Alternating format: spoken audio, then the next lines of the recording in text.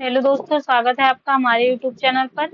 इसके पहले हमने 11 क्लासेस कर ली है, जिसमें हमने हिस्ट्री के सारे मतलब तीनों सेक्शन कंप्लीट कर लिए हैं, जिसमें एंशियंट, मिडिवल और मॉडर्न और इवन की वर्ल्ड हिस्ट्री भी हम लोग ने कर ली है। अब हमने पॉलिटी शुरू की है। पॉलिटी में भी काफी सेक्शन हो चुके हैं। आज पढ़ना है पार्लियामेंट का मिसलेनियस जो टॉपिक है, आज सारे इसमें कवर हो जाएंगे। तो अगर आपने वो क्लासेस नहीं देखी है तो क्लासेस जरूर जाके देख लीजिए, ताकि आपको चीजें कनेक्ट करने में आसानी हो। और आपको भी पता है वो हिस्ट्री का कितना वैल्यू होता है यूपी के सारे एग्जाम में और आरओ में और ये स्पीसीज में, ये सब में तो बहुत ही होता है। और ये सीरीज भले आरओ की पीवाई की सीरीज है, लेकिन अगर आप मतलब अदर एग्जाम जैसे पीसीएस और जो आरओ समीक्षा अधिकारी ये सब का भी होता है, तो उसमें भी आप कर सकते हो, क्योंकि ये जो क्वेश्चन है इसमें आपको मतलब बहुत सारे ऐसे क्वेश्चन मिलेंगे जो अदर एग्जाम में भी पूछे गए हैं या मतलब पूछे जा सकते हैं। तो तो आप ये समझिए आपके लिए इम्पोर्टेंट है ये सीरीज। और मतलब मैंने इसीलिए ये सीरीज आपके लिए स्टार्ट की, ताकि आपको एक डायरेक्शन मिल सके कि आपको चीजें कैसे करनी है, किस डायरेक्शन में आपको पढ़ना है। तो ठीक है, तो ये क्लासेस जरूर करिए, आपके लिए बहुत इंपॉर्टेंट है। अगर आपने मतलब आपके जो दोस्त हैं और सब हैं उनको भी बताइए ये सीरीज कितना इम्पोर्टेंट है उनके लिए, क्योंकि दोस्त लोग हैं तो आपस में मतलब मतलब बताते रहते हैं। तो ये भी क्लास बताइए आपके लिए, मतलब आप भी फायदा लीजिए और भी लोग फायदा ले। तो ठीक है, क्लास को शेयर जरूर करिए लोग अपने दोस्तों में। चलिए आज शुरू करते हैं। आज हमको पढ़ना है संसद विविध, जिसमें पार्लियामेंट मिसलेनियस पार्ट है। तो इसका पहला क्वेश्चन क्या है? एक नवीन राज्य के निर्माण की शक्ति किसमें अंतर्निहित है? तो एक नवीन राज्य की शक्ति किसमें अंतर्निहित है? संसद में। किसमें? संसद में। देखिए, जो राज्य का फॉर्मेशन होता है वो कॉन्स्टिट्यूशन अमेंडमेंट से नहीं होता है, वो पार्लियामेंट से ही होता है। पार्लियामेंट डायरेक्ट उसको करती है, बस उसमें मतलब क्या होता है कि जो प्रेसिडेंट होते हैं उनके प्रायर उनकी वो लेनी पड़ती है, मतलब परमिशन लेनी पड़ती है। उसके बाद फिर हम मतलब जो है संसद जो है इसको मतलब बना सकती है स्टेट को, उसमें अमेंडमेंट की जरूरत नहीं होती। देखिए इसमें ये लिखा भी है, भारतीय संविधान के अनुच्छेद 3, किसमें किस अनुच्छेद के तहत? अनुच्छेद 3 के में संसद के नए राज्यों के निर्माण और वर्तमान राज्य क्षेत्रों, सीमाओं या नामों में परिवर्तन की की शक्ति अंतर्निहित है। इस अनुच्छेद के अंतर्गत संसद किसी राज्य में से उसके क्षेत्र को अलग कर दो या दो से अधिक राज्यों को या राज्यों के भागों को मिलाकर या किसी राज्य क्षेत्र के को किसी राज्य के भाग से मिलाकर नए राज्य का निर्माण कर सकती है। नेक्स्ट क्या है? भारत में चुने हुए प्रतिनिधि किसके भाग होते हैं? तो किसके भाग होते हैं? विधायिका के। किसके? विधायिका के, लेजिस्लेचर के। भारत में चुने हुए प्रतिनिधि विधायिका के भाग होते हैं। संघीय विधायिका संसद तथा राज्य विधायिका विधानमंडल है। संघीय विधायिका में सांसद तथा राज्य विधायिका में विधायक चुने हुए प्रतिनिधि होते हैं। संघीय विधायिका का उपबंध संविधान के भाग 5 के अंतर्गत अंतर्गत तथा राज्य विधायिका का उपबंध संविधान के भाग 6 के अंतर्गत किया गया है। नेक्स्ट क्वेश्चन है, संसद की संयुक्त बैठक की अध्यक्षता कौन करता है? तो संसद की संयुक्त बैठक की अध्यक्षता कौन करता है? लोकसभा का अध्यक्ष होता है, जो स्पीकर होता है वही करता है। आर्टिकल किस देखो, भारतीय संविधान के अनुच्छेद 118(4) क्या 118(4) के अंतर्गत संसद की संयुक्त बैठक की अध्यक्षता कौन करेगा? लोकसभा अध्यक्ष करेगा, द्वारा की जाती है। संसद अनुच्छेद 108 के अंतर्गत, आर्टिकल 108 के अंतर्गत संसद की संयुक्त बैठक का राष्ट्रपति द्वारा आहूत किया जाता है। किसे? 108 के, आर्टिकल 108 के अंतर्गत। नेक्स्ट है, शून्य काल का अधिकतम समय सीमा कितना है? तो इसमें मतलब 60 मिनट है, आई थिंक, हाँ 60 मिनट है। अधिकतम समय सीमा कितनी है? 60 मिनट, मतलब 1 घंटे का शून्यकाल का समय होता है। और शून्यकाल पहले से निर्धारित नहीं होता है, इसमें बिना पूर्व सूचना के सार्वजनिक महत्व, क्या पूर्व मतलब ये निर्धारित नहीं होता कि शून्यकाल मतलब इतने टाइम से इतने टाइम होगा, और ये मतलब बिना पूर्व सूचना के, इसमें सूचना नहीं होती है। सार्वजनिक महत्व का कोई भी प्रश्न उठाया जा सकता है, मतलब अगर सार्वजनिक कोई चीज मतलब अचानक हो जाती है देश में या कुछ भी, तो उसके लिए तुरंत मतलब हम मतलब 1 घंटे के लिए उस पर डिस्कशन चल सकता है। इसी का इसे प्रश्न उत्तर सत्र भी कहा जाता है। क्या? प्रश्न उत्तर सत्र भी कहा जाता है। भारतीय संसदीय प्रक्रिया में शून्यकाल शब्द का उल्लेख नहीं है। संसद प्रक्रिया में इसका शून्यकाल नहीं, एक नवाचार है, वो भी भारतीय संसद का ही नवाचार है ये शून्यकाल वाला। नेक्स्ट है, भारतीय संसद का सचिवालय है। तो भारतीय संसद का सचिवालय क्या है? सरकार से स्वतंत्र है। क्या? सरकार से स्वतंत्र है।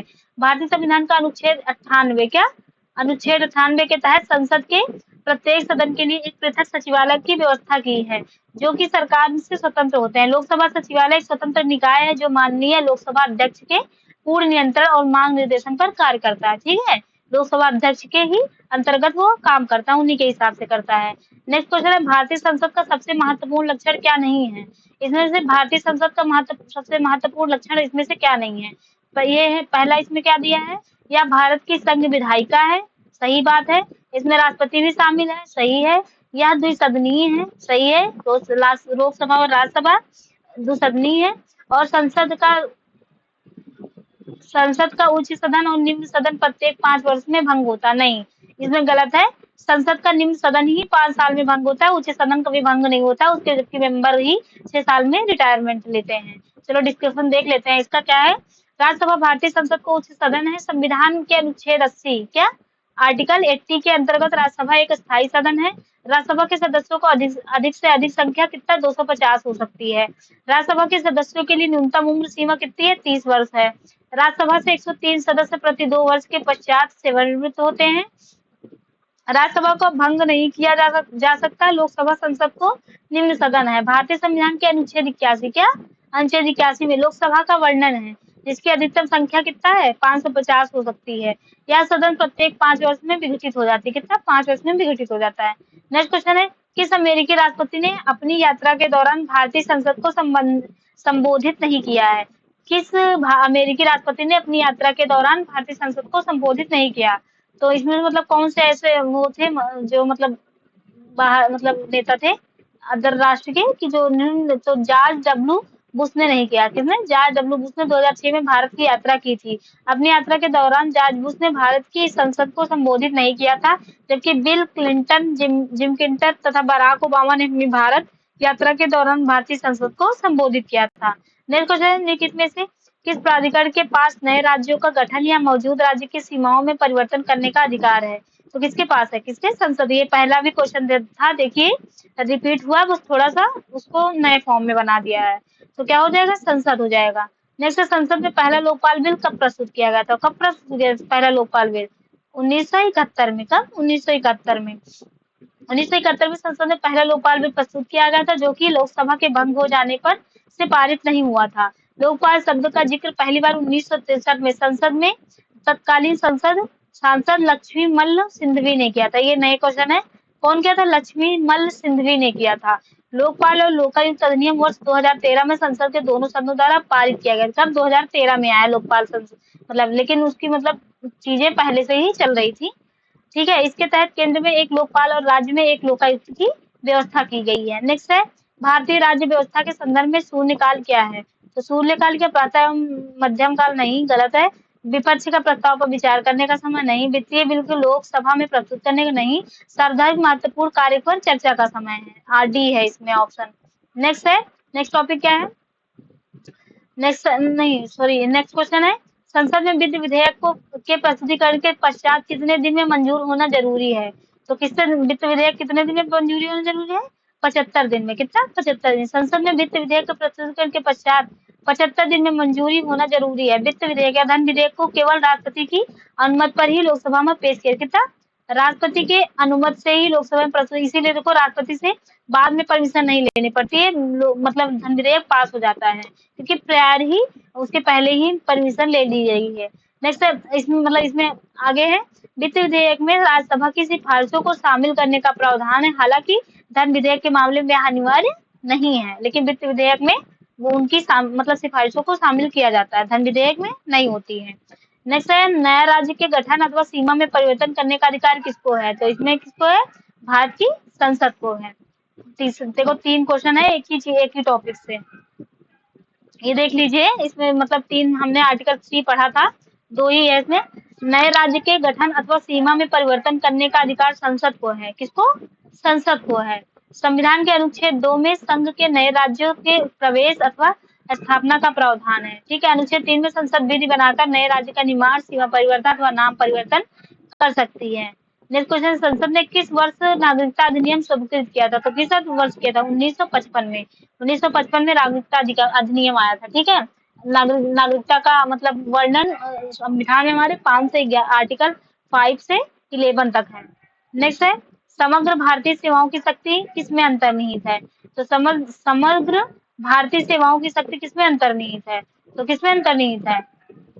भारत की सर्वोच्च विधायी निकाय है कौन? संसद। किसके अंदर है? संसद के अंदर। समग्र भारतीय सेवाओं की शक्ति संसद में अंतर्निहित है। अनुच्छेद 312 क्या? आर्टिकल 312 के अनुसार यदि राज्यसभा में उपस्थित और मत देने वाले सदस्य 2/3 बहुमत यह पारित करें कि राष्ट्रहित ऐसा करना आवश्यक है तो संसद विधि द्वारा न्यायिक सेवा समेत एक या अधिक अखिल भारतीय सेवाओं का सृजन कर सकती है। भारतीय संसद भारत के राष्ट्रपति, लोकसभा एवं राज्यसभा से सम्मिलित रूप है। संसद के 2 क्रमिक सत्रों के बीच कितना अंतराल होता है अगर बढ़ाया ना जाए तो कितना अंतराल हो सकता है? 6 महीने। 6 महीने तक हो सकता है। कितने आर्टिकल 85 में निहित है कि संसद किसी सत्र का बुलाने की शक्ति राष्ट्रपति के पास है। संसदीय परंपरा के अनुसार संसद की बैठक 1 वर्ष में 3 सत्रों के लिए होती है। वैसे मतलब अगर संविधान के हिसाब से देखा जाए तो 2 ही सत्र का मतलब चीजें हैं। ठीक है। नेक्स्ट है, संसद के दोनों सदनों की संयुक्त बैठक की अध्यक्षता कौन करता है? तो कौन करता है? लोकसभा का अध्यक्ष करता है। आर्टिकल 108 के तहत संसद मतलब संयुक्त बैठक का वो है, प्रावधान है। अब नेक्स्ट टॉपिक क्या आ गया? गवर्नर। गवर्नर आ गया। इसके पहला क्वेश्चन क्या है? स्वतंत्र भारत के एक राज्य की प्रथम महिला राज्यपाल कौन थी? सरोजनी नायडू। कौन? श्रीमती सरोजनी नायडू थी, जो उत्तर प्रदेश की पहली राज्यपाल बनी थी। भारतीय स्वतंत्र सेनानी सरोजनी नायडू स्वतंत्र भारत में एक राज्य की पहली महिला राज्यपाल बनी जब उन्हें 1947 में संयुक्त प्रांत अब उत्तर प्रदेश के राज्यपाल के रूप में नियुक्त किया गया था। 15 अगस्त 1947 से 2 मार्च 1949 तक उत्तर प्रदेश के राज्यपाल रही। इन्हें भारत की कोकिला के रूप में भी जाना जाता है। नायडू भारतीय राष्ट्रीय कांग्रेस की पहली भारतीय महिला अध्यक्ष के रूप में भी चुनी गई थी। सरोजनी नायडू के कुछ प्रसिद्ध रचनाएं हैं, जैसे हैदराबाद की बाजारों में, the golden threshold, the bird of time, the queen rival, the royal tombs of Golconda आदि, मतलब और भी है। अभी मतलब इम्पोर्टेंट इतनी ही है। नेक्स्ट है, राज्य के राज्यपाल सरकार को निम्न में कोई एक पदच्युत कर सकता है। राज्यपाल को मतलब कौन हटा सकता है? तो कौन हटा सकता है? राष्ट्रपति। राष्ट्रपति के से मतलब हटा सकता है राज्यपाल को। संविधान के अनुच्छेद 153 के अंतर्गत प्रत्येक राज्य का एक राज्यपाल होगा। राज्य की समस्त कार्यपालिका शक्तियां राज्यपाल में निहित होती हैं, लेकिन वास्तविक शक्तियां राज्य की मंत्रिपरिषद में निहित होती हैं। राज्यपाल की नियुक्ति मंत्रिपरिषद की अनुशंसा पर राष्ट्रपति द्वारा की जाती है। क्या? मंत्रिपरिषद की अनुशंसा पर राज्यपाल की नियुक्ति देख लो, यहाँ पर नियुक्ति होती है राज्यपाल की, मंत्रिपरिषद की अनुशंसा पर राष्ट्रपति द्वारा की जाती है। समांतर राज्यपाल का कार्यकाल 5 वर्ष का होता है, परंतु वास्तव में राज्यपाल का राष्ट्रपति के प्रसाद पर्यंत तक पद पर बना रहता है। अतः राज्य के राज्यपाल को परिचित करने का अधिकार किसके पास है? राष्ट्रपति के पास, क्योंकि राष्ट्रपति के प्रसाद पर्यंत राज्यपाल का गठन होता है, मतलब राज्यपाल की नियुक्ति होती है। नेक्स्ट है, राज्य सरकार की कार्यकारी प्रमुख होता है। कौन होता है? मतलब गवर्नर होता है। कौन? राज्यपाल होता है, राज्य का कार्यकारी प्रमुख होता है। नेक्स्ट है, राज्य के राज्यपाल की नियुक्ति किसके द्वारा की जाती है? तो किसके द्वारा की जाती है? राष्ट्रपति के द्वारा राज्यपाल की नियुक्ति की जाती है। आर्टिकल 155 के अनुसार राज्यपाल की नियुक्ति राष्ट्रपति करता है। ठीक है। नेक्स्ट मतलब इसी में कोई व्यक्ति राज्यपाल होने के लिए तभी योग्य होगा जब वह भारत के नागरिक हो तथा 35 वर्ष की आयु पूरा कर चुका हो। इसके अतिरिक्त उसे केंद्र सरकार एवं राज्य सरकार के अधीन किसी लाभ पद पर नहीं होना चाहिए। संसद या राज्य विधानमंडल के सदस्य को यदि राज्यपाल नियुक्त किया जाता है तो पद ग्रहण की तिथि से पूर्व का स्थान रिक्त समझा जाएगा। वर्तमान में उत्तर प्रदेश के राज्य अब छोड़ो, आनंदीबेन पटेल हैं। नेक्स्ट टॉपिक है विधानसभा, लेजिस्लेटिव असेंबली। भारत में इसमें पहला क्वेश्चन है, भारत में राज्य विधानसभा किसके चुनाव में भाग लेती है? In India the state legislative assembly participate in the election of. तो किसके पार्टी किसमें मतलब भाग लेती है? राष्ट्रपति के और राज्यसभा के सदस्यों का। क्या है? राष्ट्रपति का चुनाव लोकसभा, राज्यसभा तथा राज्य के विधानसभाओं में निर्वाचित सदस्यों द्वारा किया जाता है। संसद के दोनों सदनों के सभी सदस्य उपराष्ट्रपति का चुनाव करते हैं, राज्यसभा और लोकसभा के। नेक्स्ट उसके बाद क्या है? अनुच्छेद 75 के अनुसार प्रधानमंत्री की नियुक्ति कौन करता है? राष्ट्रपति करता है। राज्यसभा सदस्य का चुनाव राज्य विधानसभाओं के चुने हुए विधायक करते हैं। नेक्स्ट क्वेश्चन है, निम्नलिखित में से किस भारतीय राज्य में एक सदनीय राज्य विधायिका है? तो किसमें एक सदनीय राज्य विधायिका? किसने? पश्चिम बंगाल। बाकी सब दूसदनीय, उत्तर प्रदेश, बिहार, कर्नाटक, यहाँ सब क्या है? द्विसदनीय विधायिका है। जबकि कहाँ? उत्तर प्रदेश, कर्नाटक, देखो कहाँ कहाँ द्विसदनीय, उत्तर प्रदेश, कर्नाटक, बिहार, महाराष्ट्र, आंध्र प्रदेश, तेलंगाना। यहाँ पर द्विसदनीय विधायिका है। नेक्स्ट टॉपिक क्या है? न्यायपालिका, जुडिशरी। इसमें पहला क्वेश्चन है, केंद्र शासित प्रदेश जम्मू एवं कश्मीर और केंद्र शासित प्रदेश लद्दाख के कॉमन उच्च न्यायालय का नया नामकरण क्या है? What is the new नोमेन culture of the common high court of Jammu and Kashmir and UT of Ladakh? तो इसमें क्या हो जाएगा? नया नाम क्या है इसका? क्या है? केंद्र शासित प्रदेश जम्मू एवं कश्मीर और केंद्र शासित प्रदेश लद्दाख के कॉमन कॉमन उच्च न्यायालय का नाम बदलकर अब क्या रख दिया? जम्मू कश्मीर और लद्दाख उच्च न्यायालय। क्या? जम्मू कश्मीर और लद्दाख उच्च न्यायालय, क्योंकि कॉमन है तो दोनों को मिला के नाम रख दिया गया है। राष्ट्रपति रामनाथ कोविंद ने इस बदलाव के प्रभावी करने के लिए जम्मू कश्मीर पुनर्गठन आदेश 2021 पर हस्ताक्षर किए। नेक्स्ट है, देश के किस उच्च न्यायालय के पास एक राज्य केंद्र शासित प्रदेश से अधिक न्यायाधिकार क्षेत्र नहीं है? तो किसके नहीं है? त्रिपुरा उच्च न्यायालय जो है एक ही मतलब एक ही उच्च मतलब उसी स्टेट के लिए है। बाकी गुवाहाटी उच्च न्यायालय, बॉम्बे उच्च न्यायालय, कलकत्ता उच्च न्यायालय अदर के भी है। जैसे गुवाहाटी में क्या है? असम, नागालैंड, मिजोरम और अरुणाचल प्रदेश है। बॉम्बे में महाराष्ट्र, गोवा, दादरा नगर हवेली, दमन एंड दीव। ये बहुत इंपॉर्टेंट है, यूपीएससी तक में ऐसे क्वेश्चन पूछे गए हैं कि उच्च न्यायालय में कौन कौन से में दो दो क्षेत्राधिकार है, ऐसे टाइप का। ठीक है, तो ये आप डिस्क्राइब देख लीजिए, बहुत इंपॉर्टेंट है ये। बॉम्बे क्या है? महाराष्ट्र है। बॉम्बे हाई कोर्ट में कौन कौन आता है? महाराष्ट्र आता है, गोवा आता है, दादरा नगर हवेली आता है, दमन और दीव आता है। कलकत्ता क्या होगा? कलकत्ता में पश्चिम बंगाल और अंडमान निकोबार द्वीप समूह दो आते हैं। ठीक है। नेक्स्ट है, भारतीय संविधान का संरक्षक कौन है? तो भारतीय संविधान का संरक्षक कौन है? भारत का उच्च न्यायालय। कौन? भारत का उच्च न्यायालय।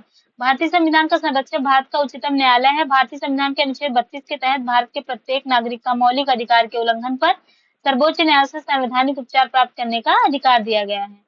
नेक्स्ट नेक्स्ट क्वेश्चन है, भारत के मुख्य न्यायाधीश की नियुक्ति कौन करता है? तो भारत के मुख्य न्यायाधीश की नियुक्ति कौन करता है? प्रेसिडेंट। कौन? राष्ट्रपति करते हैं।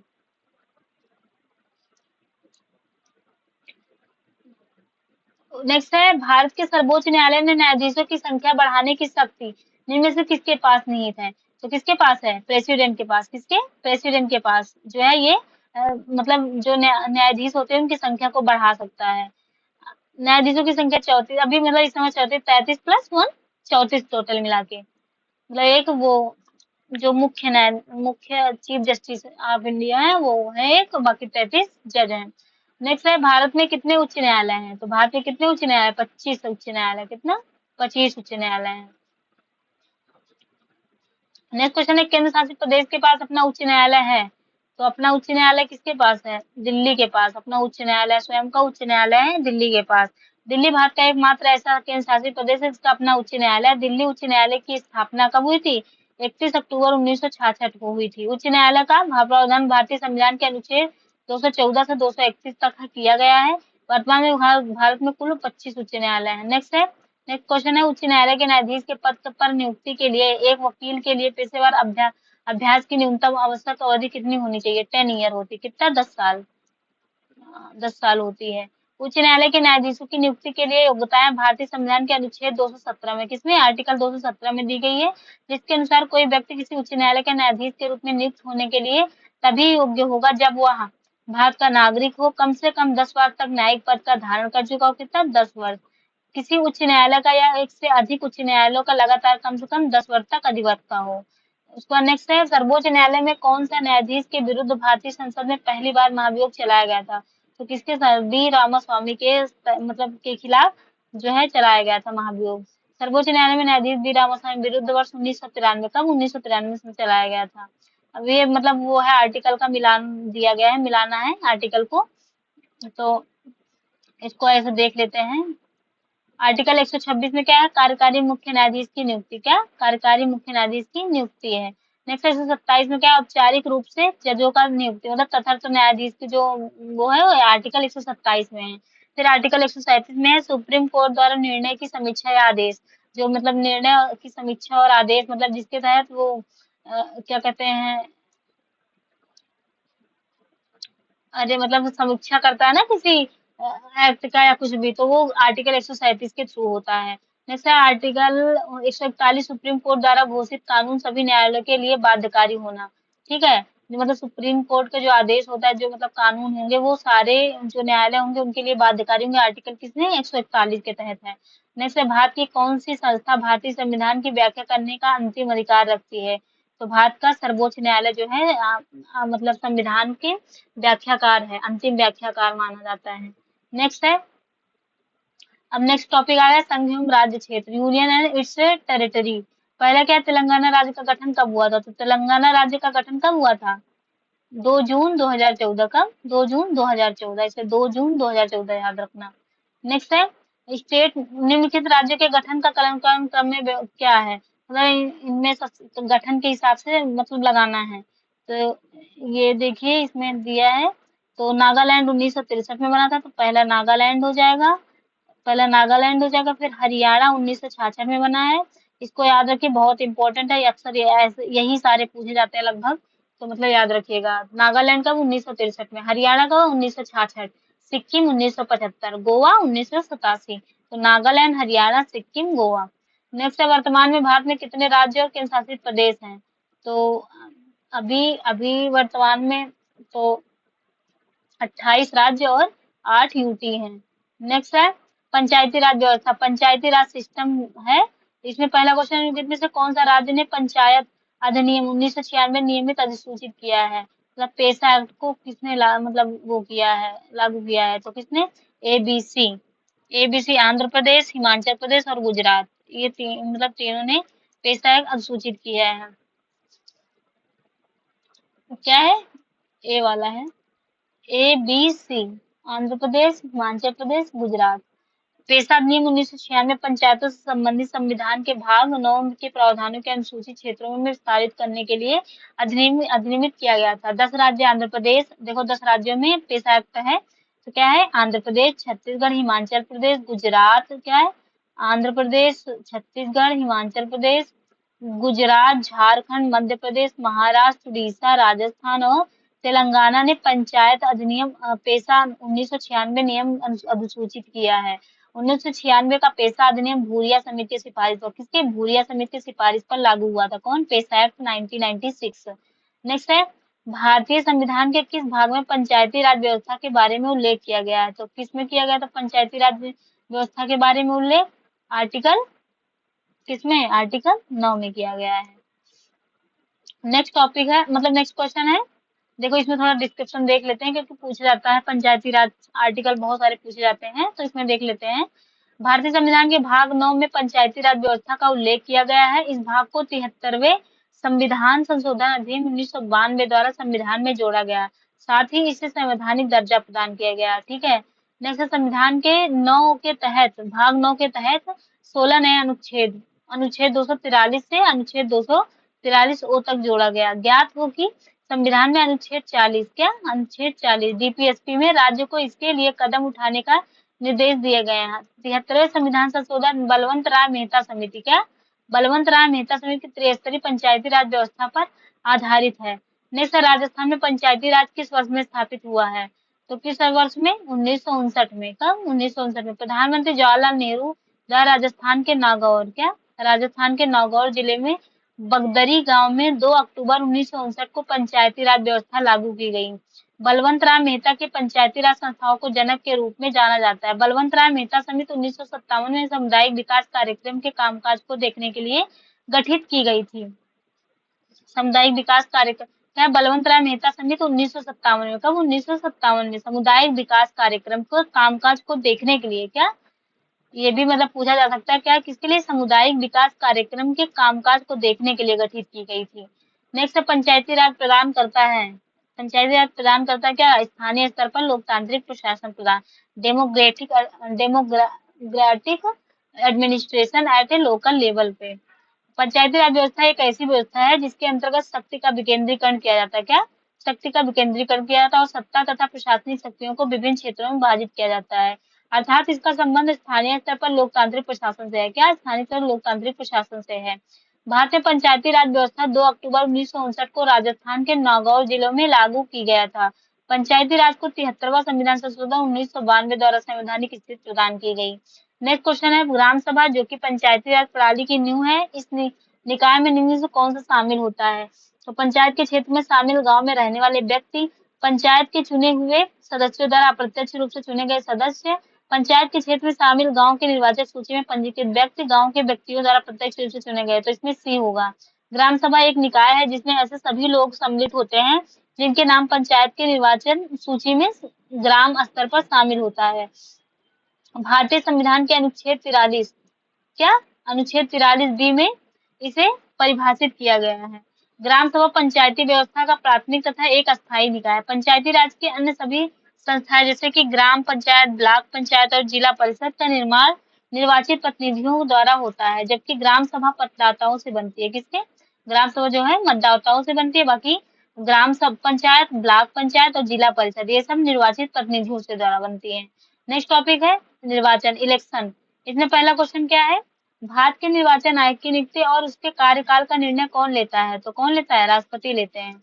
भारत के निर्वाचन आयोग की नियुक्ति और उसके कार्यकाल का निर्णय राष्ट्रपति लेता। कौन? राष्ट्रपति लेता। आयोग में एक मुख्य चुनाव आयुक्त कार्यालय कार्यकाल 6 वर्ष या 65 वर्ष से पहले हो और 2 चुनाव आयुक्त होते हैं 6 वर्ष या 62 वर्ष पहले हो। देखिए इनमें मतलब थोड़ा सा फर्क है।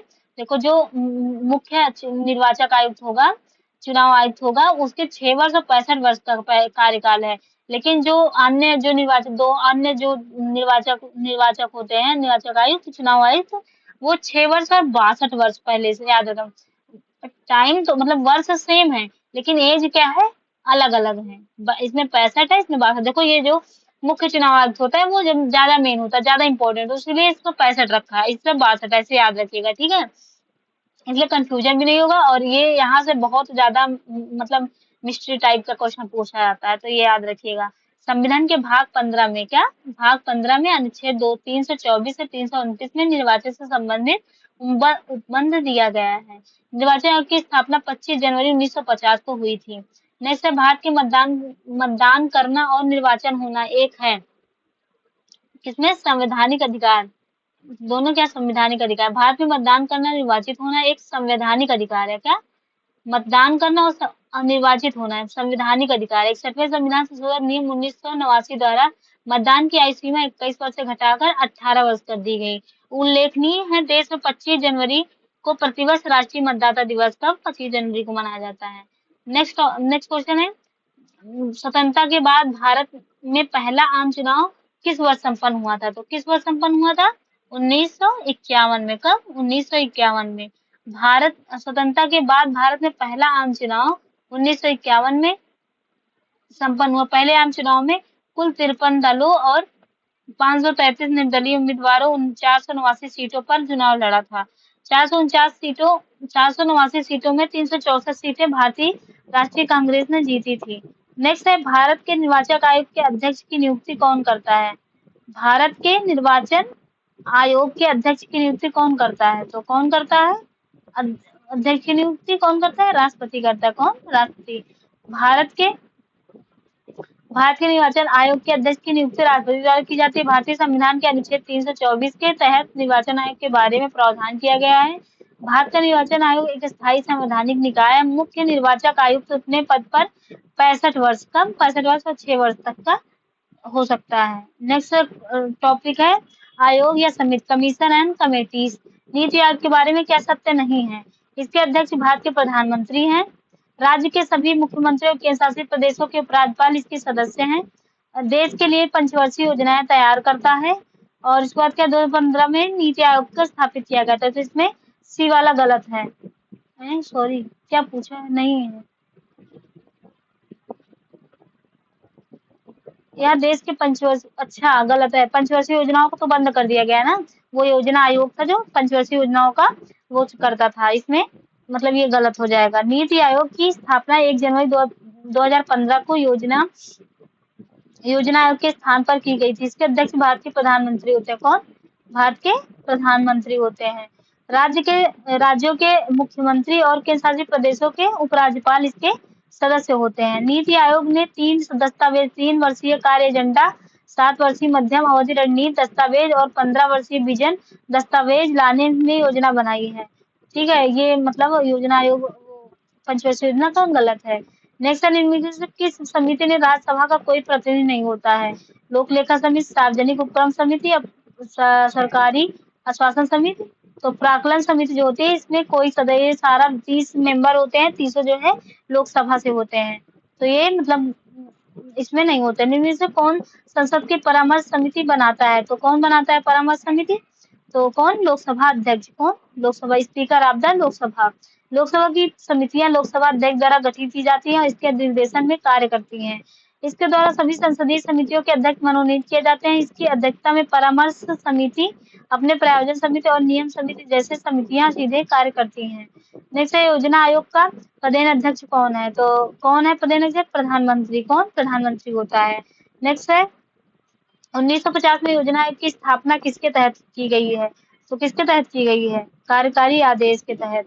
1950 को भारत सरकार के कार्यपालिका संकल्प द्वारा योजना आयोग की स्थापना की गई थी।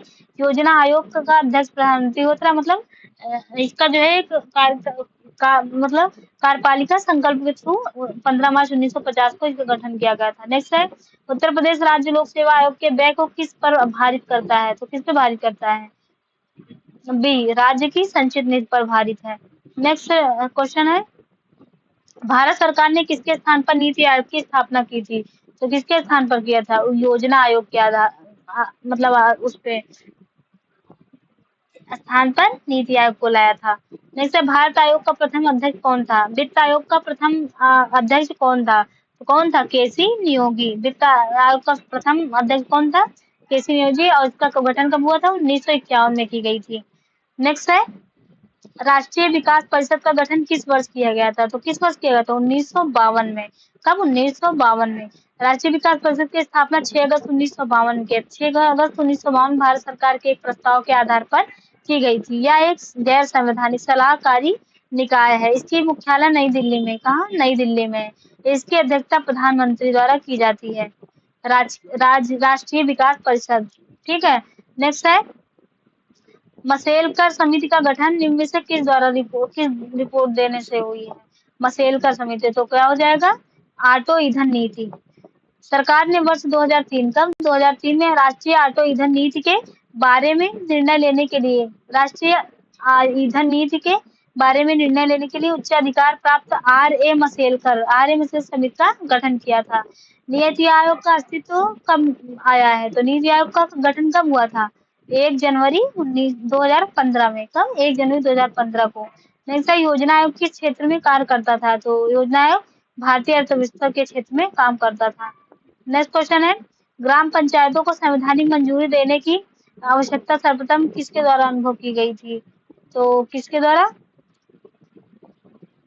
एल.एन. सिंघवी द्वारा। किसके? एल.एन. सिंघवी द्वारा पहली बार मतलब इन्होंने ही वो किया था। ग्राम पंचायत को संवैधानिक मंजूरी देने की आवश्यकता सर्वप्रथम एल.एन. सिंघवी समिति द्वारा अनुभव किया गई थी। वर्ष 1986 में गठित एल.एन. सिंघवी समिति की सिफारिशों के आधार पर 1986 में गठित 73 संविधान संशोधन द्वारा पंचायती राज को संवैधानिक दर्जा प्रदान किया गया। पंचायती राज की स्थापना सर्वप्रथम राजस्थान के नागौर में 2 अक्टूबर 1959 को तत्कालीन प्रधानमंत्री पंडित जवाहरलाल नेहरू ने की थी।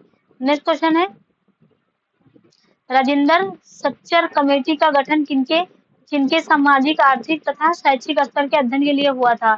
तो किनके हुआ था? मुस्लिमों के। किसके? मुस्लिमों के सामाजिक, आर्थिक और राजनैतिक मतलब आर्थिक शैक्षिक स्तर के अध्ययन के लिए हुआ था सच्चर कमेटी का। सच्चर कमेटी मुस्लिमों राजेंद्र सच्चर कमेटी का गठन मुस्लिमों के सामाजिक, आर्थिक तथा शैक्षिक स्तर के अध्ययन के लिए हुआ था। इस कमेटी के वर्ष 2005 में पूर्व न्यायाधीश राजेंद्र सच्चर की अगुवाई में बनाया गया था। इस कमेटी की रिपोर्ट के अनुसार मुस्लिमों को सामाजिक, आर्थिक और शैक्षणिक स्तर पर अन्य समुदाय की तुलना में काफी पिछड़े हैं। समिति ने मुस्लिम समिति की स्थिति में सुधार के लिए शिक्षा और आर्थिक क्षेत्रों में विशेष कार्यक्रम चलाए जाने की आवश्यकता पर बल दिया। नेक्स्ट है आपातकाल एवं राष्ट्रपति शासन।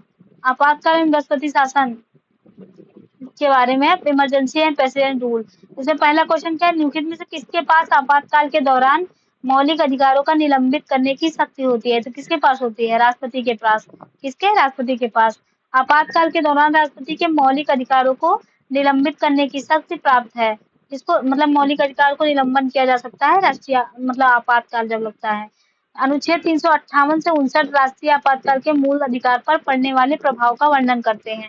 अनुच्छेद 358 के अनुसार जब राष्ट्रपति आपात की घोषणा की जाती है तब अनुच्छेद 19 द्वारा प्रदत्त मूल अधिकार स्वतः ही निलंबित हो जाते हैं और आपातकाल में समापन पर यह स्वतः लागू हो जाते हैं। कौन? आर्टिकल 19 आर्टिकल 358 के तहत आर्टिकल 19 निलंबित हो जाता है।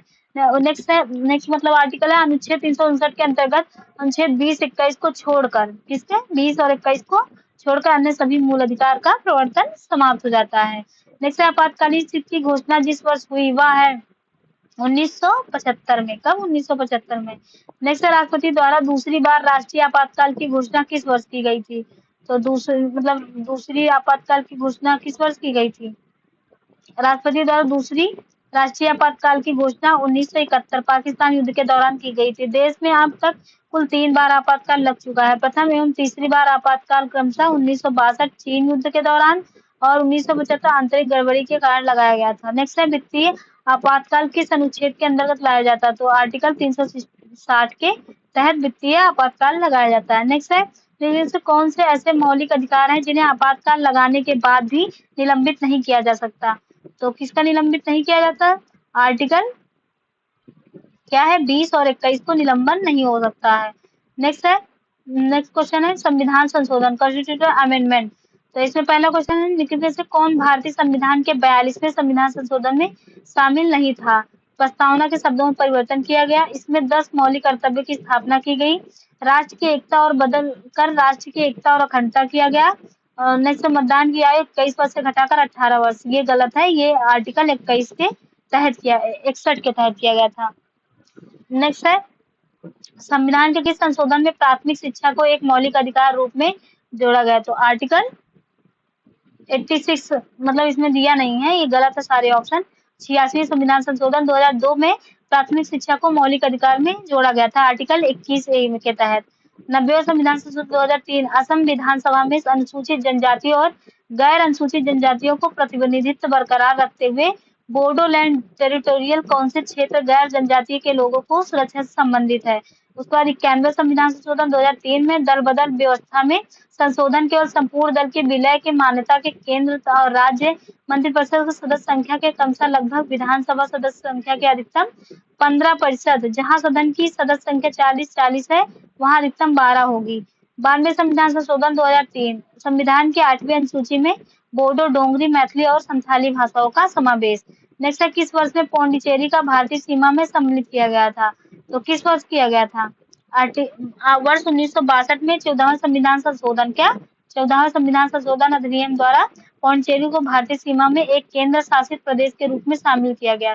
ज्ञात हो कि 1954 में फ्रांसीसी उपनिवेश पौंडीचेरी, माहे, यनम और करिकल को एक समझौते द्वारा संयुक्त पौंडीचेरी के रूप में गठित किया गया था। नेक्स्ट है कौन सा संशोधन अधिनियम ने भारतीय संविधान की प्रस्तावना में परिवर्तन का प्रस्ताव किया? तो कौन सा? 42वें संविधान संशोधन अधिनियम द्वारा। इसके द्वारा हम इसमें 1976 में समाजवादी, पंथ निरपेक्ष और अखंडता शब्दों को जोड़ा गया था। किसमें? प्रस्तावना में। यही पहला मतलब एक ही मात्र संशोधन हुआ किसमें? प्रस्तावना में। नेक्स्ट है भारत के कौन से संवैधानिक संशोधन में सिंधी 8वीं अनुसूची को 15वीं भाषा के रूप में शामिल किया गया? तो कौन? 21वें। नेक्स्ट है संविधान के किस संशोधन द्वारा ग्रामीण स्थानीय शासन को संवैधानिक दर्जा प्रदान किया गया? तो आर्टिकल 73वें संविधान संशोधन के तहत संविधान को जो है संवैधानिक दर्जा दिया गया है। नेक्स्ट है भारतीय संविधान के संशोधन प्रक्रिया का उल्लेख किस अनुच्छेद में किया गया है? तो आर्टिकल 368 के तहत जो है संशोधन हो सकता है।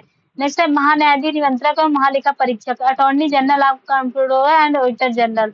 इसमें पहला क्वेश्चन भारत के महान्यायाधीश के संबंध में क्या सही नहीं है? तो इसमें क्या सही नहीं है? वह मंत्रिमंडल का सदस्य होता है। संविधान के अनुच्छेद 76 के अंतर्गत महान्यायाधीश के पद का प्रावधान है। राष्ट्रपति द्वारा महान्यायाधीश की नियुक्ति होती है। यह एक राष्ट्रपति के प्रसाद पर्यंत पद धारण करता है। महान्यायाधीश को संसद के दोनों सदनों में बोलने का अधिकार है किंतु मत देने का अधिकार नहीं है। इसे संसदीय विशेषाधिकार अर्थात संसद के मिलने वाले सारे अधिकार मिलते हैं, परंतु यह मंत्रिमंडल का सदस्य नहीं होता है। भारत के नियंत्रक और महालेखा परीक्षक को के नाम भी जाना जाता है। किस नाम से जाना जाता है? तो भारत के नियंत्रक और महालेखा परीक्षक कैग को पब्लिक पर्स के संरक्षक के नाम से भी जाना जाता है। यह सार्वजनिक धन का संरक्षक है और केंद्र तथा राज्य दोनों स्तरों पर देश की संपूर्ण वित्तीय प्रणाली को नियंत्रित करता है। भारतीय संविधान के अनुच्छेद 148 से 151 में नियंत्रक और महालेखा परीक्षक से संबंधित प्रावधान किया गया है। नेक्स्ट, स्वतंत्र भारत के प्रथम नियंत्रक एवं महालेखा परीक्षक कौन थे? तो कौन थे? बी नरहरि राव थे। कौन? नरहरि राव। उसके बाद नेक्स्ट है, राज्य सरकार का आधिकारिक विधिक सलाहकार होता है। तो कौन होता है? महाधिवक्ता। कौन? महाधिवक्ता होता है। भारत के वर्तमान नियंत्रक तथा महालेखा परीक्षक कौन है? तो कौन थे? विनोद राय। भारत के नियंत्रक महालेखा परीक्षक भारतीय संविधान के अनुच्छेद 5 द्वारा स्थापित एक प्राधिकार है जो भारत तथा सभी प्रादेशिक सरकारों के आय व्यय का लेखांकन करता है। प्रश्नकाल के समय भारत के नियंत्रक महालेखा परीक्षक का विनोद राय थे और वर्तमान में कैग के श्री संजय मूर्ति हैं। नेक्स्ट टॉपिक है राजनीतिक दल, पॉलिटिकल पार्टी। राजनीतिक दल है और इसमें क्या गठन का वर्ष, मतलब इनका गठन कब हुआ था उसके बारे में दिया है। तो इसमें क्या होगा? भारतीय राष्ट्रीय कांग्रेस का गठन कब हुआ था? 1985 में, ये तो पता ही है। फिर बहुजन समाज पार्टी का गठन कब हुआ था? तो इसमें हो जाएगा 1984। उसके बाद क्या है? राष्ट्रवादी कांग्रेस पार्टी। राष्ट्रवादी कांग्रेस पार्टी का गठन कब हुआ था? तो ये हो जाएगा 1999। फिर उसके बाद कम्युनिस्ट पार्टी ऑफ इंडिया, तो 1925। भारतीय राष्ट्रीय कांग्रेस 1985, बहुजन समाज पार्टी 1984, राष्ट्रीय Congress party 1999, communist party of India 1925। Next है, निम्नलिखित में से कौन बहुजन समाज पार्टी? भारतीय राष्ट्रीय कांग्रेस 1985 नहीं, वो 1885 हुआ यार, क्योंकि कांग्रेस की स्थापना 1885 में हुई थी ना। आप लोग कमेंट करके मुझे बताइएगा। मुझे यही याद है कि 1885 में हुआ था कांग्रेस का गठन। इसमें गलती से मिस्टेक हुआ होगा। चलिए ठीक है। नेक्स्ट है क्वेश्चन है, निम्नलिखित में से कौन बहुजन समाज पार्टी के संस्थापक थे? तो बहुजन समाज पार्टी के संस्थापक कौन थे? काशीराम। कौन? काशीराम थे। 14 अप्रैल 1984 को की थी। 14 अप्रैल को बताइए किसका जन्मदिन आता है? आप लोग मुझे कमेंट करके बताइएगा 14 अप्रैल को 19 किसका किसका वो आता है, जो है उसी दिन गठन हुआ था इसका, जो बहुजन समाज पार्टी किसने किया था? मान्यवर काशीराम ने किया था। नेक्स्ट टॉपिक है भारत के राष्ट्रीय प्रतीक, नेशनल सिंबल ऑफ इंडिया। पहला इसमें क्वेश्चन है, निम्नलिखित में से भारत का राष्ट्रीय पक्षी कौन सा है? तो भारत का राष्ट्रीय पक्षी कौन है? मोर है। कौन? मोर है। राष्ट्रीय पंचांग संवत, राष्ट्रीय पशु बाघ, राष्ट्रीय पुष्प कमल, राष्ट्रीय गीत वंदे मातरम, राष्ट्रीय गान जनगण मन। नेक्स्ट क्वेश्चन है, निम्नलिखित में से भारत के राष्ट्रीय पशु कौन सा है? देख रहे हैं कैसा कितना इजी क्वेश्चन आया है। तो ऐसे भी क्वेश्चन आ सकते हैं।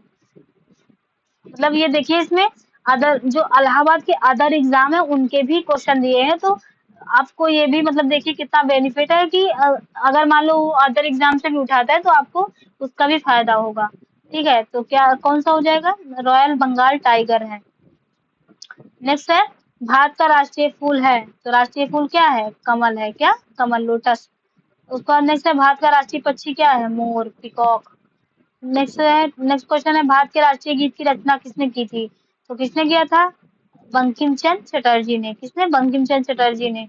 पहली बार 1996 में रविंद्रनाथ टैगोर में गाया था। आनंद मठ का हिस्सा है ये। किसका? आनंद मठ का। बंगाली उपन्यास आनंद मठ का हिस्सा है, जो इन्होंने आनंद मठ लिखा उसी का हिस्सा है। जबकि राष्ट्रगान जनगण मन रविन्द्रनाथ टैगोर ने, किसने? रविन्द्रनाथ टैगोर ने लिखा था, जनगण मन द्वारा लिखा गया था, जो 24 जनवरी 1950 को भारत के संविधान सभा द्वारा राष्ट्रगान के रूप में अपनाया गया था। नेक्स्ट क्वेश्चन है, देवनागरी लिपि में हिंदी को भारत का राष्ट्रीय भाषा बनाने की सलाह किसने दी थी? तो किसने दी थी? बाल गंगाधर तिलक ने दिया था। नेक्स्ट है, कब और किस पुस्तक में भारत का राष्ट्रगान प्रकाशित हुआ? तो किसमें प्रकाशित हुआ? जनवरी 1912 में तत्वबोधिनी पत्रिका में। जनवरी 1912 में तत्वबोधिनी पत्रिका में भारत का राष्ट्रगान प्रकाशित किया गया था। इसका शीर्षक भारत भाग्य विधाता था। क्या? भारत भाग्य विधाता था इसका शीर्षक। इसे सर्वप्रथम 27 दिसंबर 1911 को कांग्रेस के कलकत्ता अधिवेशन में गाया गया था। 24 जनवरी 1950 को जन गण मन राष्ट्रगान के रूप में अपनाया गया था। नेक्स्ट क्वेश्चन है, भारत के राष्ट्रगान 5 छंदों में कितने छंद रक्षा बलों द्वारा अपनाए गए हैं? तो कितने छंद? केवल पहला। भारत के राष्ट्रगान 5 छंदों में से पहला छंद रक्षा बलों द्वारा अपनाया गया। राष्ट्रगान का सर्वप्रथम वर्ष 1911 में कलकत्ता में भारतीय राष्ट्रीय कांग्रेस अधिवेशन में गाया गया था। भारत सभा में 24 जनवरी 1970 को औपचारिक रूप से जनगण मन भारत को राष्ट्रगान घोषित किया गया। नेक्स्ट है, भारत का राष्ट्रीय ध्वज अपने वर्तमान स्वरूप में कब स्वीकृत हुआ था? तो कब स्वीकृत किया गया था भारतीय मतलब झंडे को? ध्वज तिरंगा को संविधान सभा द्वारा 22 जुलाई 1947 को स्वीकार किया गया। भारत के राष्ट्रीय ध्वज के ऊपर से नीचे तक क्रमशः केसरिया, सफेद व हरे रंग के 3 पट्टियां हैं। सफेद पट्टी के बीच नीले रंग का 24 तीलियों का एक चक्र है। ध्वज की लंबाई चौड़ाई अनुपात 3:2 है। क्या? 3:2 है। नेक्स्ट है, राष्ट्रगान गायन की अनुमानित अवधि कितने सेकंड होती है? तो कितने? 52 सेकंड में मतलब राष्ट्रगान को कंप्लीट करना होता है। नेक्स्ट, भारत के राष्ट्र राज्य चिन्ह के रूप में सत्यमेव जयते शब्दों को कहाँ से प्राप्त किया है? तो कहाँ से प्राप्त किया है? मुंडकोपनिषद से। कहाँ? मुंडकोपनिषद से प्राप्त किया गया है। सत्यमेव जयते का अर्थ क्या होता है? तो सत्यमेव जयते का अर्थ होता है सत्य की विजय। क्या? सत्य की विजय होता है। उसके बाद नेक्स्ट क्वेश्चन है, भारत अमर राष्ट्रीय गीत वंदे मातरम किसने लिखा था? तो किसने लिखा था वंदे मातरम? तो वंदे मातरम किसने लिखा था? अमर राष्ट्रीय गीत वंदे मातरम को राष्ट्रीय रचयिता बंकिम चंद्र चट्टोपाध्याय ने, कितने? बंकिम चंद्र चट्टोपाध्याय ने लिखा था। इन्होंने यहाँ गीत भारत माता की प्रशंसा में लिखा था। 7 नवंबर 1975 को बंगाली कथा उपन्यास आनंदमठ में प्रकाशित किया था इन्होंने। बंगाली कथा उपन्यासकार आनंदमठ में प्रकाशित किया था। गंगा डॉल्फिन को कहा जाता है, क्या कहा जाता है? सुसु। क्या? सुसु कहा जाता है। नदी में पाई जाती है वाली जलीय जीव है जो भारत के राष्ट्रीय जलीय जीव घोषित किया गया है, इसे सुसु भी कहा जाता है। जैसे 4 सिरों वाला शेर जिसको भारत सरकार राष्ट्रीय राज्य चिन्ह के रूप में अंकित करता है, उसको क्या, कहाँ से मतलब लिया है? सारनाथ स्थित है। कहाँ? सारनाथ में स्थित है। भारत के राष्ट्रीय ध्वज में केसरिया रंग का शीर्ष बैंड क्या इंगित करता है? इसको क्या, देश की ताकत और साहस को इंगित करता है। नेक्स्ट है, भारत का राष्ट्रीय वृक्ष है, तो क्या हो जाएगा इसमें? राष्ट्रीय वृक्ष बरगद हो जाएगा, बनियान ट्री। नेक्स्ट क्वेश्चन है, भारत क्या राष्ट्रीय फल है? तो राष्ट्रीय फल क्या है? आम है। उसके बाद क्या, निम्नलिखित में से कौन भारत राष्ट्रीय प्रतीक नहीं है? अशोक वृक्ष है, कमल का फूल है, मोर है, सॉरी अशोक वृक्ष है, यूपी का राष्ट्रीय ध्वज है, राष्ट्रीय वृक्ष है मतलब देश का नहीं है, वो बरगद का वृक्ष है। और कुछ में बता दिया, ध्वज, तिरंगा, चिन्ह, अशोक चिन्ह, गान, जनगण मन गीत, वंदे मातरम लिपि, देवनागरी भाषा, हिंदी वाक्य, सत्यमेव जयते पशु व बाघ, खेल हॉकी, पक्षी मोर, वृक्ष बरगद, फल आम, फूल कमल, मृदा मुद्रा रुपया, शासकीय भाषा ऑफिशियल लैंग्वेज। निम्नलिखित में से किस भाषा का शास्त्रीय भाषा का दर्जा प्राप्त नहीं है? तो किसका? कोंकणी का। नेक्स्ट है, निम्नलिखित किस जनजातीय भाषा को पश्चिम बंगाल द्वारा अधिकारिक दर्जा दिया गया है और यूनेस्को द्वारा लुप्तप्राय माना जाता है? तो किसको द्वारा दिया गया है? करुख जनजातीय भाषा को पश्चिम बंगाल द्वारा आधिकारिक दर्जा दिया गया है। करुख जनजातीय भाषा को यूनेस्को द्वारा लुप्तप्राय माना गया है, इसको जो है करुख जनजातीय भाषा को।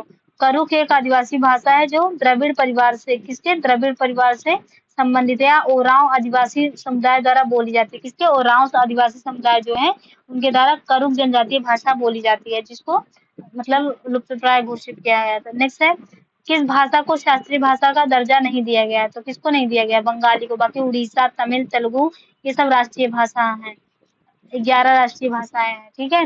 नेक्स्ट है, निम्नलिखित में से किन राज्यों में कोंकणी भाषा बोली जाती है? तो किसमें बोली जाती है? महाराष्ट्र और गोवा में कोंकणी भाषा बोली जाती है। नेक्स्ट है, 2003 में भारतीय संविधान के 92 संविधान संशोधन द्वारा 8वीं सूची में किन 3 भारतीय भाषाओं को सम्मिलित किया गया था? तो किसने? बोडो, मैथिली, संथाली। क्या है? बोडो, मैथिली, संथाली, ये 3 भाषाओं को जोड़ा गया था। नेक्स्ट है, विविध मिसलिनियस आ गया। इसमें पहला क्वेश्चन क्या है? प्रधानमंत्री राज्य के प्रमुख होते हैं तथा देश के सर्वोच्च औपचारिक प्राधिकारी होते हैं। राष्ट्रपति सरकार के प्रमुख होते हैं तथा सभी सरकारी शक्तियों का प्रयोग करते हैं। तो इसमें ऑप्शन जो है सी होगा। 1, 2 दोनों गलत है। भारत में संसदीय शासन प्रणाली को अपनाया गया है। संसदीय शासन व्यवस्था में राष्ट्रपति राज्य का संवैधानिक प्रमुख होता है तथा देश का सर्वोच्च औपचारिक प्राधिकारी होता है। अर्थात राष्ट्रपति की भूमिका मुख्य रूप से औपचारिक होती है, जबकि प्रधानमंत्री सरकार का प्रमुख होता है। वास्तविक कार्यकारी शक्तियों का प्रयोग होता है। स्पष्ट है कि 1, 2 दोनों असत्य हैं। इसके बाद नेक्स्ट है हमारे राष्ट्र के अनेकता में एकता का समारोहोत्सव मनाने का उद्देश्य निम्नलिखित में से किस कार्यक्रम का शुभारंभ किया गया है? तो किसका किया गया था? एक भारत श्रेष्ठ भारत। नेक्स्ट है नेक्स्ट क्वेश्चन है, इसमें देखिए मिलान मिलान दिया गया, सीधा ये पढ़ लेते हैं। सरकार के विभिन्न अंगों के मध्य साझा की गई शक्तियों का पृथक्करण। विभिन्न स्तरों पर सरकार के मध्य साझा की गई शक्ति संघीय सरकार। विभिन्न सामाजिक समूहों द्वारा साझा की गई शक्ति बहुलवाद। दो या दो से अधिक राजनीतिक दलों द्वारा साझा की गई शक्ति गठबंधन सरकार। नेक्स्ट है निम्नलिखित में से कौन संयुक्त राष्ट्र की आधिकारिक भाषाओं का सही संयोजन है? तो कौन सा है? अंग्रेजी, फ्रेंच और स्पेनिश जो है ये सही है। नेक्स्ट है नेक्स्ट क्वेश्चन निम्नलिखित में से कौन से कार्य आधिकारिक विधि का उल्लंघन करते हैं? तो कौन सा आधिकारिक विधि का उल्लंघन करते हैं? सी ADE क्या है? चोरी, हत्या, उत्पीड़न संबंधित आपराधिक विधि का उल्लंघन करते हैं। किराया संबंधी मामले और तलाक के मामले सिविल मामलों के अंतर्गत आते हैं। नेक्स्ट है द्विशासन का क्या अर्थ है? द्विशासन का अर्थ है एक सरकार जिनमें सत्ता दो शासकों में निहित है। नेक्स्ट है भारत की पहली महिला कैबिनेट मंत्री कौन थी? तो कौन थी? राजकुमारी अमृत कौर थी। नेक्स्ट है भारत में लोकपाल और लोकायुक्त का कार्यकाल निम्नलिखित में से किस पर आधारित है? तो किस पर आधारित है लोकपाल और लोकायुक्त का कार्यकाल? बी, ऑप्शन बी होगा। स्कैंडिनेविया में लोकपाल के आधार पर लोकपाल पर आधारित है। अम्बुड्समैन की स्थापना स्वीडन में 1809 में हुई थी। जो इसे गार्जियन ऑफ सिटीजन राइट नागरिक अधिकार का रक्षक माना जाता है। भारत में अम्बुड्समैन को केंद्र स्तर पर लोकपाल एवं राज्य स्तर पर लोकायुक्त कहा जाता है। नेक्स्ट है निम्नलिखित में से भारत के किस राज्य में आजादी के बाद पहली बार एक गैर कांग्रेसी सरकार का गठन हुआ था? तो कहाँ हुआ था? केरल में। कहाँ? केरल में 1957 में भारतीय राष्ट्रीय कम्युनिस्ट पार्टी के नेतृत्व में बनी थी। नेक्स्ट है भारतीय दंड संहिता की धारा 124 है जो हाल ही में व्यापक चर्चा का विषय रही है, संबंध निम्नलिखित किस साथ है? तो किसके साथ है? राजद्रोह। क्या? राजद्रोह के तहत। नेक्स्ट है किस वर्ष भारतीय सैन्य दलों में पुर्तगालियों से गोवा, दमन और दीव को विमुक्त कराया गया था? तो किस साल किया गया था? 1961 में विमुक्त कराया गया था। नेक्स्ट टॉपिक है मतलब नेक्स्ट क्वेश्चन है हैदराबाद राज्य को भारतीय गणराज्य का हिस्सा बनाने के लिए सरदार पटेल कौन सा ऑपरेशन किया था? तो कौन सा ऑपरेशन किया था? पोलो ऑपरेशन। ऑपरेशन पोलो किया था 1948 में हैदराबाद सियासत को के खिलाफ किया था। नेक्स्ट है भारत के सरकार की संघीय संरचना निम्नलिखित में से किस प्रदान करती है? तो किसी पर 3 स्तरीय प्रणाली को प्रदान करती है। नेक्स्ट है 26 अक्टूबर 1947 भारतीय इतिहास में एक महत्वपूर्ण तारीख है क्योंकि इसमें महाराजा हरि सिंह ने इंस्टीट्यूट ऑफ एक्सेशन पर हस्ताक्षर किए थे। किसने? हरि सिंह ने। बंधुआ मजदूर प्रथा उन्मूलन अधिनियम कानून बद्ध हुआ कब बना था? मतलब 1976 में। कब? 1976 में। झारखंड राज्य कब बना था? तो झारखंड राज्य कब बना था? 15 नवंबर 2000 में। उसके बाद नेक्स्ट है झारखंड राज्य 15 नवंबर 2000 में बना है। बिहार राज्य का पुनर्गठन मतलब बिहार राज्य से हुआ था। उसके बाद क्या है 1 नवंबर को छत्तीसगढ़ को हुआ है। ठीक है। नेक्स्ट है खान सुरक्षा विभाग भारत के किस केंद्रीय मंत्रालय के अधीन है? तो किसका मतलब मंत्रालय के अधीन आता है? श्रम और रोजगार मंत्रालय के अधीन आता है खान मंत्रालय। क्या है what is the full form of IAS? IAS का फुल फॉर्म क्या होता है? तो IAS का फुल फॉर्म क्या होता है? इंडियन एडमिनिस्ट्रेटिव सर्विस होता है। नेक्स्ट है साइबर कानून भारतीय संविधान की के अंतर्गत आता है। तो साइबर कानून किसके अंतर्गत आता है? डी के अंतर्गत। क्या आता है? अंतर्विष्ट शक्ति के अंतर्गत। क्या? अंतर्विष्ट शक्ति। भारत के संविधान में 3 प्रकार की सूचियों को प्रावधान किया गया है, संघ सूची, राज्य सूची और समवर्ती सूची।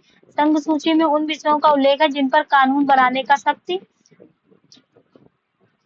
समवर्ती सूची में संघ सूची में उन विषयों का उल्लेख है जिन पर कानून बनाने का अधिकार केवल केंद्र सरकार को है। राज्य सूची में जो है मतलब राज्य सरकार बनाती है और समवर्ती सूची में जो है मतलब समवर्ती सूची में राज्य और केंद्र दोनों बना सकते हैं और कुछ अवशिष्ट शक्तियां होती है जो जिसमें संसद शक्ति मतलब संसद का अधिकार होता है। नेक्स्ट है मतलब क्वेश्चन है किसी भारतीय राजनयिक को पूर्व प्रधानमंत्री इंदिरा गांधी द्वारा अवस्थापित विचारों वाला सांता क्लॉज कहा गया था? तो किसने? सुब्रमण्यम स्वामी द्वारा। सुब्रमण्यम स्वामी 1970 के दशक में कहा गया था। नेक्स्ट है के चंद्रशेखर राव के पहले मुख्यमंत्री हैं? तो मतलब कहाँ के थे? तेलंगाना के। तेलंगाना के पहले मुख्यमंत्री मतलब 2 जून 2014 को। नेक्स्ट है भारतीय वन सेवा एक अखिल भारतीय सेवा है। और राज्य पुनर्गठन आयोग ने भारतीय वन सेवा के सृजन के लिए अनुशंसा की। तो इसमें क्या हो जाएगा ऑप्शन? ऑप्शन सी हो जाएगा। क्या है? ए सत्य है परंतु आर असत्य है। भारतीय वन सेवा अखिल भारतीय सेवा अधिनियम 1951 के अंतर्गत 1966 में अस्तित्व में आई या 1865 से 1935 में ब्रिटिश राज के दौरान अस्तित्व में है। भारत के आकस्मिकता निधि में राशि केवल इसके पश्चात निकाली जा सकती है। तो किसके? राष्ट्रपति के अनुमोदन के बाद ही निकाली जा सकती है, आर्टिकल 267 के तहत। नेक्स्ट है तेलंगाना राज्य का निर्माण के बाद भारत में राज्यों की कुल संख्या है कितनी है? 29 है। नेक्स्ट है भारत की सामाजिक आर्थिक असमानता को निम्नलिखित में से किसके द्वारा समाप्त नहीं किया जा सकता? तो किसके तहत नहीं किया जा सकता? निर्धन लोगों को आर्थिक सहायता अथवा कर्ज देकर। अब देखिए हमारा पॉलिटिक्स सेक्शन कंप्लीट होता है। कल से हम वर्ल्ड ज्योग्राफी शुरू करेंगे। तो आप आप देखिए कितने इंपॉर्टेंट क्वेश्चन और कितने मतलब अच्छे वैल्यूएबल तरह से हो रहा है। इसलिए आप चैनल को सब्सक्राइब जरूर करिए, अपने दोस्तों में क्लास को शेयर करिए और क्लास को लाइक करिए। अगर आपको जो भी कमी या जो भी प्रॉब्लम लग रही है तो कमेंट करके मुझे जरूर बताइए। और जो भी मैं क्वेश्चन पूछती हूँ आप कमेंट करके बताया करिए, क्योंकि वो इम्पोर्टेंट क्वेश्चन होते हैं। तो आप कमेंट करेंगे तो आपको भी याद रहेगा, आपको भी मतलब एक इंटरेक्टिव लगेगा। देखिए मैं रिकॉर्डेड अभी दे रही हूँ, लेकिन अगर आप लोग का सपोर्ट रहा तो मैं लाइव क्लासेस लेना शुरू कर दूंगी और आपके लिए एक अच्छी सी सीरीज भी स्टार्ट करूंगी। तो आप ज्यादा से ज्यादा मतलब सपोर्ट करिए ताकि मैं चीजों को और अच्छे से कर सकूं, क्योंकि मेरा भी मोटिवेशन बनना चाहिए, मुझे भी लगे कि हाँ मैं मतलब कर रही हूँ इनके लिए। ठीक है, तो चलिए आज यहीं तक रखते हैं। थैंक यू यार, थैंक यू दोस्तों, धन्यवाद।